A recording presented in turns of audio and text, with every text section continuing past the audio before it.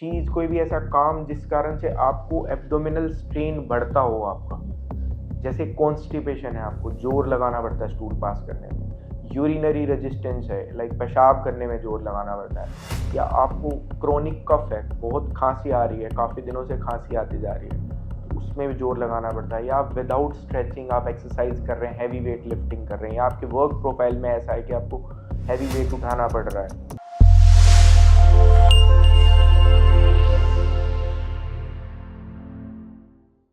Hi, I am Dr. Anubhav Sangwan. I'm a lesion and laparoscopic surgeon in केयरविंस Gurgaon. आज हम discuss करेंगे एक बहुत ही कॉमन सर्जिकल डिजीज है जिसको कहते हैं हर्निया। हर्निया को अगर हम डिफाइन करें तो it's a reducible swelling which comes over your abdomen और over your any internal cavity. ये जो स्वेलिंग है ये क्यों आती है? बिकॉज उस कैविटी में कोई डिफेक्ट हो जाता है। लाइक जैसे अपनी एब्डोमिनल कैविटी है, ये एक बहुत ही टफ लेयर से प्रोटेक्टेड है। अगर उस लेयर में कोई डिफेक्ट आ जाए या कोई वीकनेस आ जाए या कोई बर्थ डिफेक्ट है जो कि बड़ा हो जाए, तो उसके थ्रू हमारे अंदर के ऑर्गन हर्निएट आउट होने लगते हैं, बाहर झांकने लगते हैं, बाहर की तरफ पुश होने लगते हैं, तो उसको हर्निया कहते हैं। हर्निया के कई टाइप्स होते हैं, डिपेंड्स ऑन देयर साइज। तो सबसे कॉमन है इनग्वाइनल हर्निया मेल्स में, जो हमारा इनग्वाइनल रीजन है, ग्रोइन रीजन, यहाँ पे बहुत हर्नियाज होते हैं। सेकंड है अम्बिलिकल हर्निया, जो अम्बलाइकस जो नेवल होती है आपकी, वहाँ से हर्निया हो सकता है। और third is anterior abdominal wall hernia, जो नेवल के ऊपर मिड लाइन में थोड़ी सी हमारी सारी जो ये टफ लेयर है वो वहाँ पे थोड़ी सी वीकनेस आ सकती है और वहाँ से भी हर्निया हो सकता है। और एक होता है इंसिजनल हर्निया, आपने कोई सर्जरी कराई है, एब्डोमिनल सर्जरी, और उसके जो अंदर टफ लेयर को जो बंद किया है वो अच्छे से बंद नहीं हो पाई या इन्फेक्ट हो गई, और उसकी वीकनेस के कारण भी हर्नियाज होते हैं। तो ये सब सुपरफिशियल हर्नियाज हैं। तो इनग्वाइनल हर्निया बहुत ही कॉमन इसलिए है बिकॉज वहाँ पे एक बर्थ डिफेक्ट होता है। जो हमारी किडनी और टेस्टिस, जो हमारी गोलियाँ, वो एक ही जगह बनती हैं यहाँ पर।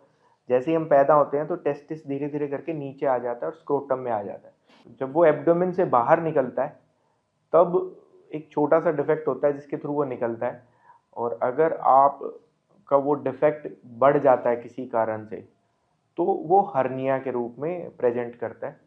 अब आते हैं हर्निया के क्या क्या कारण है, किस कारण से हो जाता है। सो बेसिकली कोई भी ऐसी चीज़, कोई भी ऐसा काम जिस कारण से आपको एब्डोमिनल स्ट्रेन बढ़ता हो आपका, जैसे कॉन्स्टिपेशन है, आपको जोर लगाना पड़ता है स्टूल पास करने में, यूरिनरी रेजिस्टेंस है, लाइक पेशाब करने में जोर लगाना पड़ता है, या आपको क्रोनिक कफ है, बहुत खांसी आ रही है, काफ़ी दिनों से खांसी आती जा रही है, तो उसमें भी जोर लगाना पड़ता है, या आप विदाउट स्ट्रेचिंग आप एक्सरसाइज कर रहे हैं, हैवी वेट लिफ्टिंग कर रहे हैं, या आपके वर्क प्रोफाइल में ऐसा है कि आपको हैवी वेट उठाना पड़ रहा है। सो ये सब कारण हैं जिन कारण से एब्डोमिनल स्ट्रेन कंटिन्यूसली लगता है। तो जब ऐसा होता है तो जो अंदर के पार्ट हैं वो बाहर की तरफ निकलने लगते हैं, और जो जो आपके डिफेक्ट्स हैं, जैसे अम्बिलिकल डिफेक्ट है, ये भी यहाँ पे भी वीकनेस होती है अपनी उस टफ लेयर में, तो बहुत कॉमनली अम्बिलिकल हर्निया भी पाया जाता है। सो ये सब इसके कारण है। और बाकी किसी तंबाकू के सेवन से या आपकी जो लाइफस्टाइल है, डाइटरी हैबिट्स अच्छी ना होने के कारण भी ये सब होते हैं। सो ये सब इसके कारण हैं। Now comes to the symptom.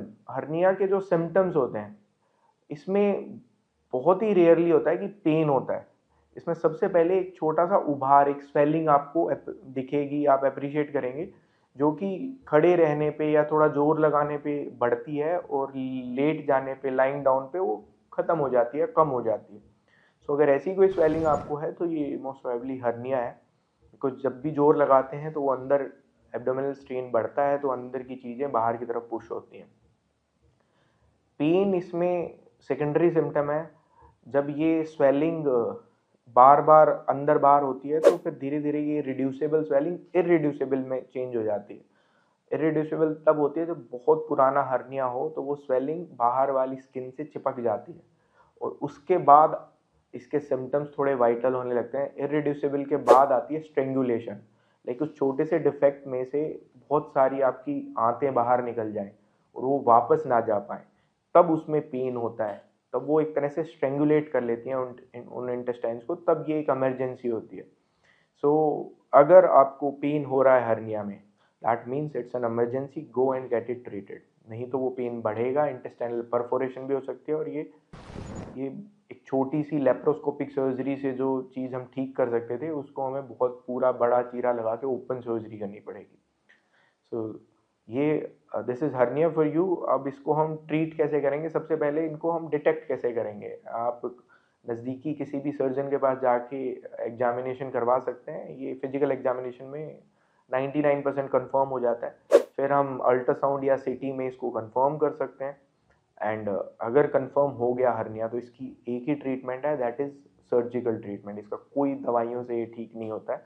तो सर्जरी में ओपन सर्जरी भी होती है और लेप्रोस्कोपिक सर्जरी भी होती है। ओपन सर्जरी कन्वेंशनल सर्जरी है। सो आजकल लेप्रोस्कोपिकली किया जाता है, सिर्फ छोटे छोटे 1 सेंटीमीटर के एक या 2 इंसिजन देंगे, उससे आपका पूरा हर्निया ट्रीट कर देंगे। इसमें हम एक मेश लगाते हैं, एक जाली लगाते हैं उस डिफेक्ट को बंद करने के लिए। So the surgery is laparoscopic mesh hernioplasty. अगर आपको ये सब सिम्टम्स हो रहे हैं तो please come here and care wins Gurgaon, get a consultation with me and will treat it. Thank you.